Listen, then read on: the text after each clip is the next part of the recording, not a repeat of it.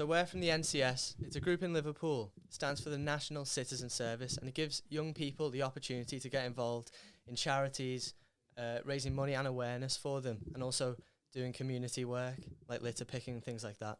And today we're here to talk about the common misconceptions and the realities of autism, and we're even raising awareness for a charity called Autism Initiatives, which gives autistic people work opportunities and just experiences and helps them develop their social skills. And we even have a spokesperson from Autism Initiatives. His name's John.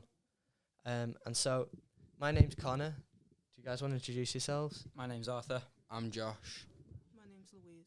My name's Roshan. My name's Skylar. Okay, so for the first point, what do you guys already know about autism? It's a developmental disorder. Yep. It's on a spectrum, so there's different levels to it. What levels are there? There's severe, which is like needs help, like needs the most help. The most extreme cases. I'm John Yeah. from Autism Initiatives. Okay, thank you so much for being here today, John. Okay, so it's a spectrum, and how would you get diagnosed? Well, you can go to doctors and like they do tests to see if you've got it or not. What do those tests kind of entail? Just basically asking questions and seeing like your behaviours and stuff. How you operate in surroundings Yeah, with other pretty people much. and things like that, yeah. And does it differ with age, the tests? Yeah. Okay, how long do the tests That's usually pleasure. take? Well, Do you want me to comment on any? Yeah, go on, John. You can just chime in at any time, thanks. Can you hear me, John? Okay. Okay, go on, thanks. Yeah, just 1 point from the first question. Yeah. Just one point from the first question. We're trying to move away from the word maybe disorder. We feel as though it sounds quite negative, Yeah. so we still use the word condition maybe instead. You know, I think it's Okay. important that we look at people's abilities rather than disabilities. You know. Yeah, that actually nicely segues into our next point of the issue. Would Yeah. you refer to a person with autism as an autistic person or a person with autism? Because there's been a little bit of controversy about that. What do you Yeah. guys think about Yeah. that? No. Go on. This is really interesting. Can I answer that one, Josh? yeah, that's fine. Okay, so we in Autism Initiatives, we've got a website where we use both terms. Yeah. And we get quite a lot of messages from autistic people saying that they prefer one or the other. Okay. The unfortunate thing is we get questions about both. So at the moment we're using both terms in our literature, but we feel as though the autistic community, if you like, is moving towards using or preferring the term autistic person. Oh, okay. That's Yeah. what we're feeling. Okay. So next, just to illustrate how common it is, do you guys think that autism is more or less common than childhood cancer? I would say it's more. You would say it's more. What do everyone else think? I'd Less. say it's more. And Arthur, you think it's Yeah, less? common. Skylar, what do you think? I'd say less. I'd Well, say it's it was actually more. it's actually more.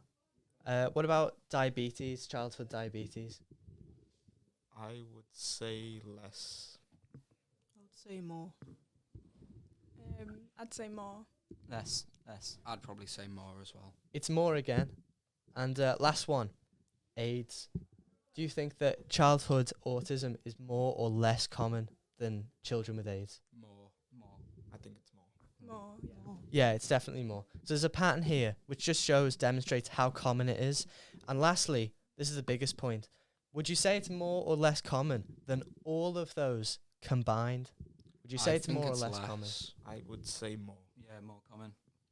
Yeah, it is more I common. think it's less. Yeah, it's Oh, no. actually more common. It's just that a lot of children don't get diagnosed.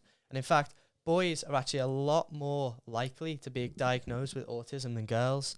So do you guys think it would be 4 times, 5 times, or 6 times more likely? I'd say 6 times. 6. Five times more likely. What do you think, Skylar? 4 times. I'd say 6 times. It's 5 times more likely. Boys are 5 times more likely to be diagnosed. Does anyone know why that is? Because girls can mask it a lot easier. Okay, so what does masking mean? Hiding like any symptoms they have, or like not showing that they have it. Okay, so how do you guys think we should change this? How do you think we could encourage more people to try to, if they're in doubt, try and get diagnosed to see officially? I think to teach people from a young age that autism shouldn't be stigmatized and it's not a negative thing. It's who you are. So, you should just get diagnosed to make sure you have it. Okay, yeah. What do you guys think? Anyone else? Yeah, I agree. I agree as well. Okay, so another issue. Yeah, I think that's a really good answer. Yeah. So another issue is there's a big misconception. A lot of people actually believe that vaccines cause autism. And that came from a study in 1998 by a guy called Dr. Andrew Wakefield, who was since fired and dismissed from medicine. But he said that there was a correlation between the MMR vaccine and children then being diagnosed with autism. And this is actually really dangerous because there was an 80% drop in children getting the MMR vaccine since that study. And so more children are then at risk to serious illnesses. So how do you guys think we could sort of change that and educate the public a bit more? Teach them from early ages in schools. I think about these mental health issues, I think. Okay. Do you have anything to say about that, John? Yeah, I do. I think it's really important that people understand that autism is a genetic condition, and its cause is unknown, despite obviously all the research that goes on. So yes, so it's not curable, and you don't get it in any particular way, but you just have it. And I think once people understand that, then we can move on from trying to cure people or trying to stop people getting it, and looking at how we can best support people to get the best out of their lives when they have autism. Yeah, thanks for that. So I think now we should talk about Autism Initiatives, the charity itself. We'll do the game in a little bit, but Okay. I think we should first talk about the history. So it was founded in 1972, wasn't it? Yeah. It was founded in 1972 by a woman called Pat Mitchell, and she was born in McGill, but she started this charity because her son Peter had autism, and considering the time, autism wasn't very well understood. So she started this charity to raise awareness for autism, and this basically then allowed medicine to continue with this and start learning more about autism. What was the original place That's called? right. What was the original sort of building called? It was Peter House, wasn't it? Yeah, named after her son. Oh yeah, Pizza House. Yeah. Has it helped many people? Yeah. So Autism Initiatives has helped thousands of children with autism, and then that allowed them to help loads of adults with autism who struggle a bit more because they live independently. And yeah, this has basically meant they've won lots of awards for it. Okay, great. So some of the employment opportunities. One involves a cafe slash bicycle repair store called Me Cycle, and it basically gives autistic people the chances to sort of enhance their social skills and gain more confidence as they interact with customers and colleagues.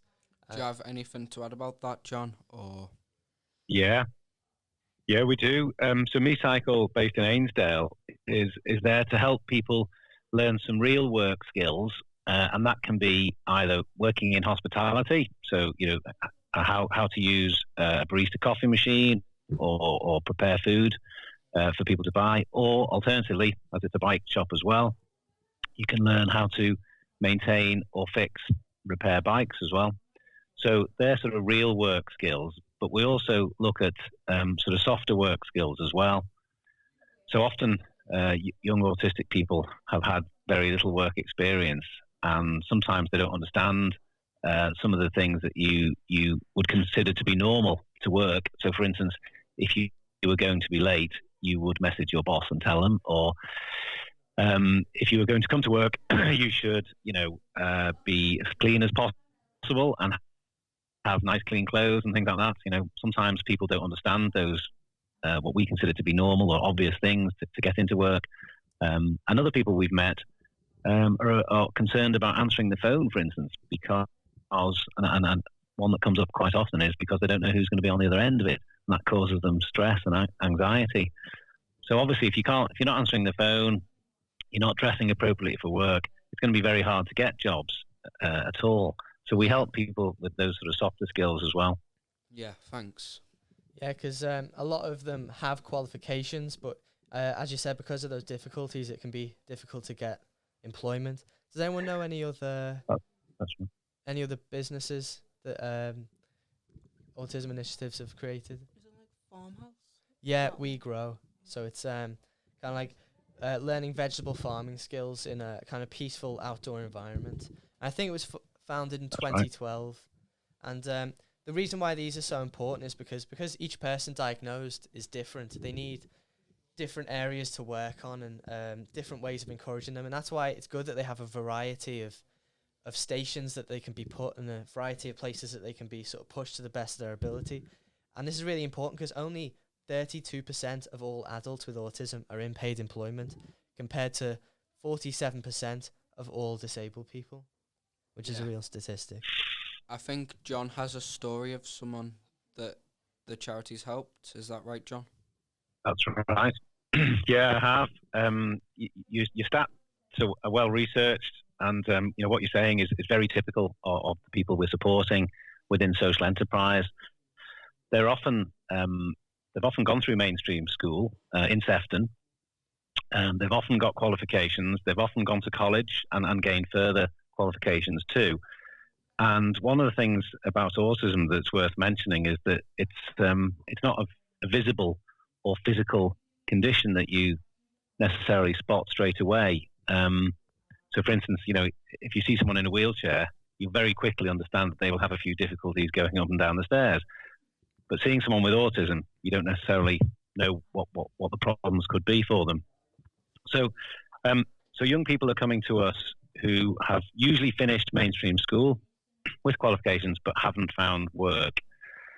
That can be frustrating for them because obviously they see their peers at school and their friends at school either going off to uni or going to work. But getting into work is a real tough challenge. So we concentrate on what they would prefer to get involved with. And as you say, sometimes that might be working outdoors, it might be working in hospitality or the bike industry, things like that. And we teach them both soft skills and real work skills. But the story I'm going to tell you about is a young lady who's one of the first people we supported at Me Cycle. And exactly as we described, through mainstream school and college, and already had some work experience. She was very vulnerable, and that was because she was. That was made more so because she was very pretty, glamorous sort of youngster, late teens, and people could take advantage of that situation. So she came to us and started working in the cafe. She started gaining confidence to speak to customers and dealing with customers with their variety of different orders. Every customer will want something slightly different. She also braved the possibilities of answering the phone and using the till and things like this.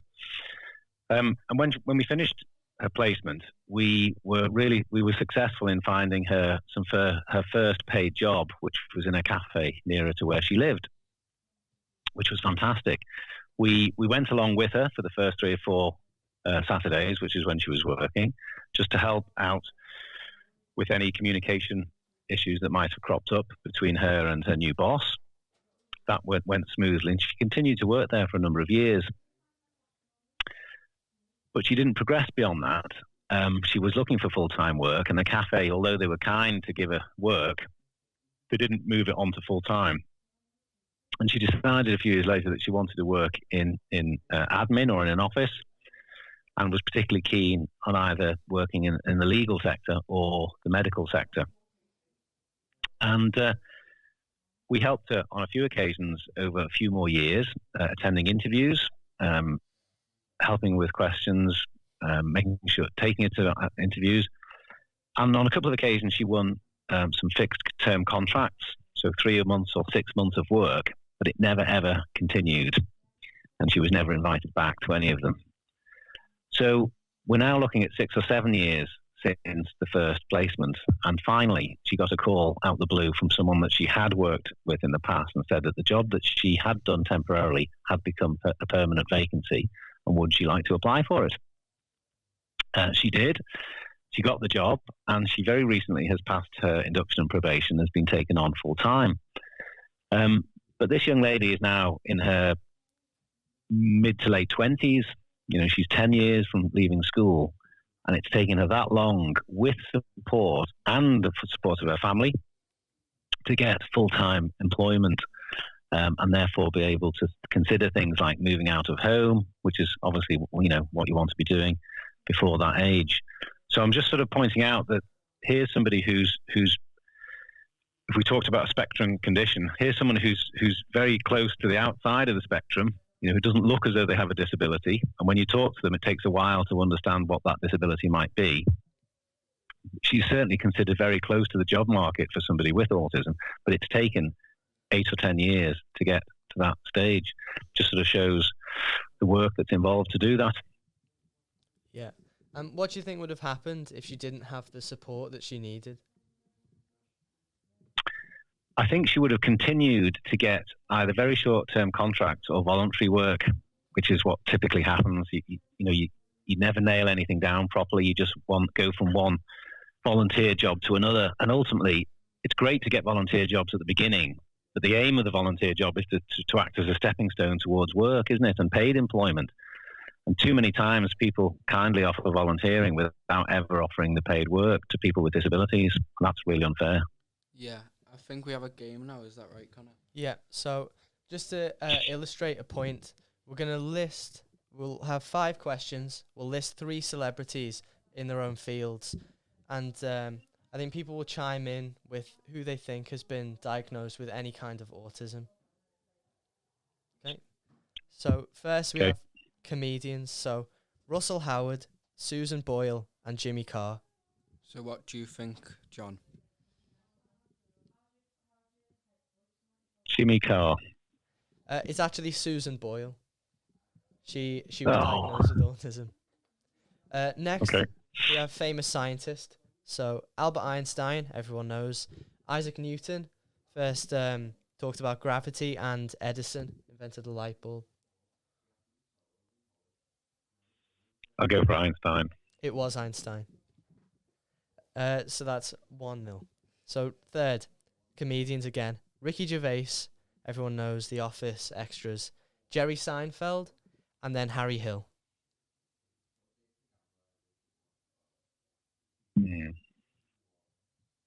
Harry Hill? It was Jerry Seinfeld. Oh. I think I would have picked Harry Hill as well. Yeah. Fourth, famous movie directors. So Tim Burton, obviously Charlie and the Chocolate Factory, Batman. Christopher Nolan, The Dark Knight trilogy, Inception. And lastly, Steven Spielberg, who everyone knows. I'll go for Nolan. It was Tim Burton. Which probably Not doing very well on this quiz, am I? No, probably explains his unique style and cinematography. Then lastly, we have famous actors. So Jim Carrey, everyone knows, Ace Ventura, Dumb and Dumber. Jack Nicholson, The Joker, The Shining. And lastly, Anthony Hopkins, Silence of the Lambs.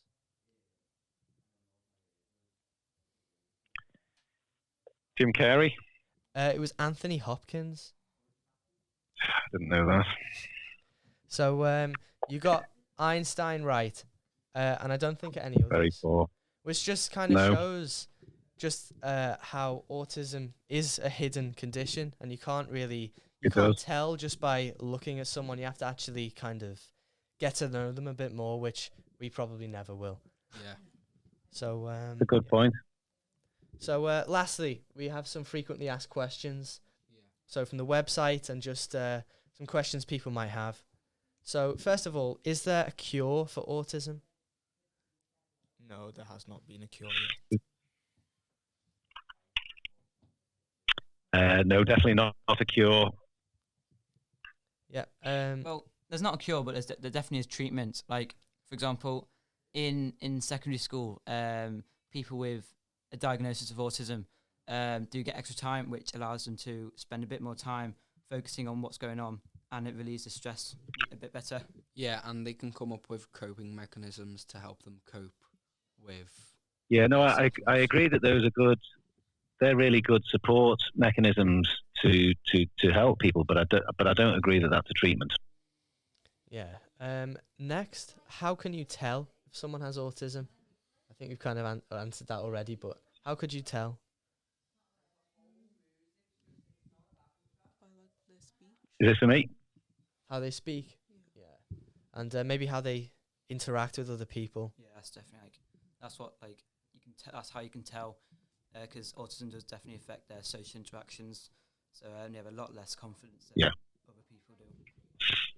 Yeah, have you got anything to add, John, or would that be what you said? Yeah, I mean, we describe it as a difference in social interaction and social communication. And as you say, typically that could be in communicating. It could be maybe a lack of understanding of sarcasm or jokes, taking things literally, or it could be in social interaction. Could be, for instance, a lack of empathy towards others, things like that. Okay. So they're subtle things. Yeah, subtle. Next, can an adult with autism live independently? Has anyone got any thoughts Yes, on that? 100%. Do you want to elaborate on that, John? Yeah, sure. I think what when adults when people become adults with autism, they quite often, like everyone else, want to move themselves on from their parents' house. And with the right support, many autistic people do this really successfully. Sometimes they choose to live near to their parents and their family, quite understandably. And I think that's probably the most successful, where they can continue good contact and things like that. Okay. And where does... can you work if you have autism? Yes, again, 100%.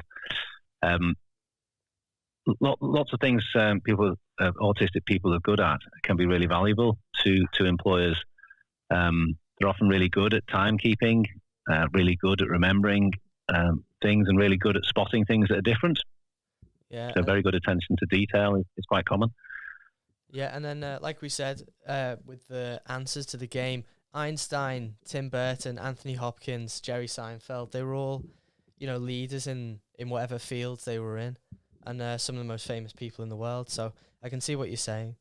Then where does funding come from for the charity? Is this for me? Yeah, can be. Yeah. Okay. So we most of the time we get paid by the local authority that the autistic person lives in to provide support to them. What we do is we do an assessment of what they might need. We let the local authority know, and then we negotiate, how much time we can spend with them and what sort of things they need. That could be, an independent living, an apartment to live in, or it could be something else. It could be support out in the community. Yeah. But we also rely heavily on fundraising too. And obviously you guys in NCS will know a lot about that now. It's really, it takes a lot of people to raise a lot of money, and it takes a lot of time and organisation. And we employ full-time fundraisers to do this every day, every week. Yeah. And there's been a huge move to online fundraising, obviously, in the last 18 months, because people haven't been able to do so much activities. And that's really, really been a success for us. So, one of the other questions we have is, what other services are there for people with autism?